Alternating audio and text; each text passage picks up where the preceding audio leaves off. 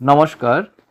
আজকে আমি যে বিষয় নিয়ে আপনাদের সামনে আসছি তা সম্পূর্ণটা শুনলে আপনাদের নিশ্চয়ই অনেক চমক লাগবে। আজকের বিষয় হলো শ্রীযন্ত্র বা শ্রীচক্র।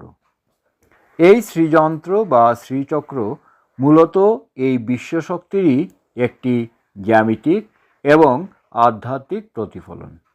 এটি হলো হিন্দু পৌরাণিক দেবী ললিতা ত্রিপুরা সুন্দরীর দিব্যশক্তির প্রতীক এবং ব্রহ্মাণ্ডের শক্তির বহিঃপ্রকাশ। শ্রীযন্ত্র হল পবিত্র জ্যামিতির একটি অত্যন্ত জটিল এবং নিখুঁত প্রতিসম বা সিমেট্রিক্যাল নিদর্শন, যা মূলত 9টি পরস্পর ছেদী সমদ্বিবাহু ত্রিভুজ এবং একাধিক এককেন্দ্রিক বৃত্ত ও বর্গাকার কাঠামো নিয়ে গঠিত। আসুন আজ প্রথমে জেনে নেই শ্রীযন্ত্রের জ্যামিতিক এবং আকৃতিগত উপাদানগুলি। শ্রীযন্ত্রের মূল কাঠামোটি গড়ে উঠেছে 9টি বৃহৎ সমদ্বিবাহু ত্রিভুজ দিয়ে, আর তা পারস্পরিকভাবে একে অপরকে ছেদ করেছে বা ওভারল্যাপ করেছে। এর মধ্যে 4টি ঊর্ধ্বমুখী ত্রিভুজ, যা উপরের দিকে, এ হলো পুরুষত্ব বা শিবশক্তির প্রতীক, আর 5টি নিম্নমুখী ত্রিভুজ, যা নারীত্ব বা শক্তি অর্থাৎ ললিতা ত্রিপুরা সুন্দরীর প্রতীক। এই শিব ও শক্তি ত্রিভুজগুলোর মিলন এক সৃজনশীল তত্ত্ব, যা মহাবিশ্বের সৃষ্টি এবং দ্বৈততার বহিঃপ্রকাশ ঘটায়। এখানে মূল 9টি ত্রিভুজ এমন নিখুঁত গাণিতিক অনুপাতে একে অপরকে ছেদ করে যে এদের অভ্যন্তরে 43টি ছোট ছোট উপত্রিভুজের একটি জটিল জাল বা নেটওয়ার্ক তৈরি হয়। এই 43টি ত্রিভুজ মূলত 5টি সমকেন্দ্রিক স্তরে বা চক্রে বিন্যস্ত থাকে, যা সমগ্র বিশ্বব্রহ্মাণ্ডের শক্তির প্রকাশ হিসাবে গণ্য করা হয়। শ্রীযন্ত্রের একেবারে জ্যামিতিক কেন্দ্রস্থলে একটি বিন্দু বা ডট থাকে।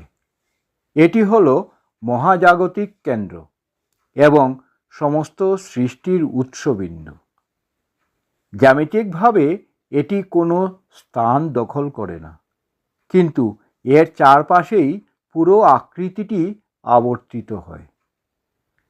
ত্রিভুজগুলোর বাইরের অংশটি 2টি ঘনকেন্দ্রিক বৃত্তাকার স্তর দ্বারা পরিবেষ্টিত থাকে। প্রথম বা ভিতরের বৃত্তটি 8টি পদ্মপাপড়ি থাকে, যা অষ্টদল পদ্ম। এর বাইরের দ্বিতীয় বৃত্তটিতে 16টি পদ্মপাপড়ি থাকে, যা ষোড়শদল পদ্ম। এইগুলি মানুষের চেতনা এবং কেন্দ্রীয়সমূহের বিকাশের স্তরকে নির্দেশ করে।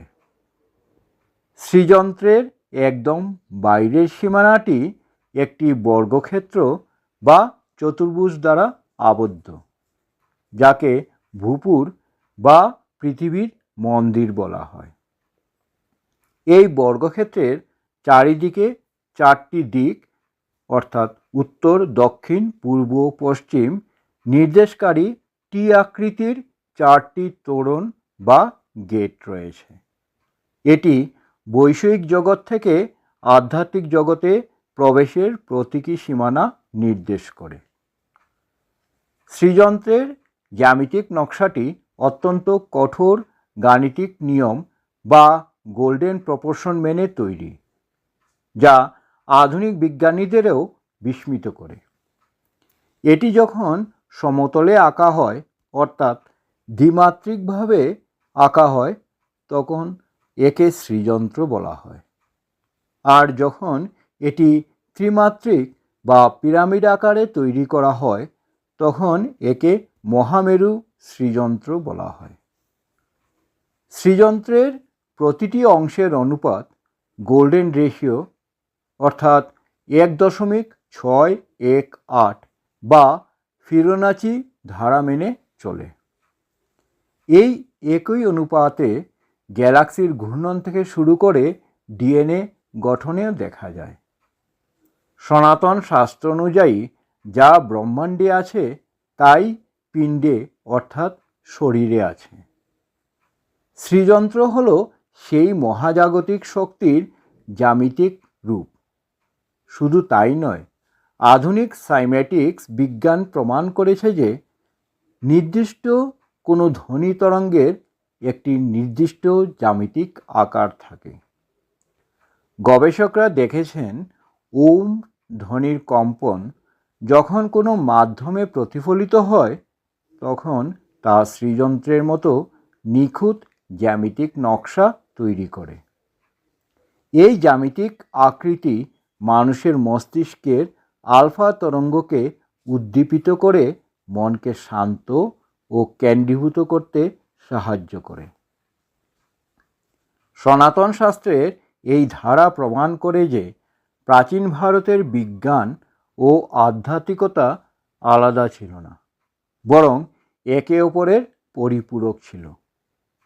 শ্রীযন্ত্রের জ্যামিতিক গঠন আমাদের সনাতন শাস্ত্রের গভীর বৈজ্ঞানিক ও গাণিতিক চিন্তাধারার এক অনন্য নিদর্শন।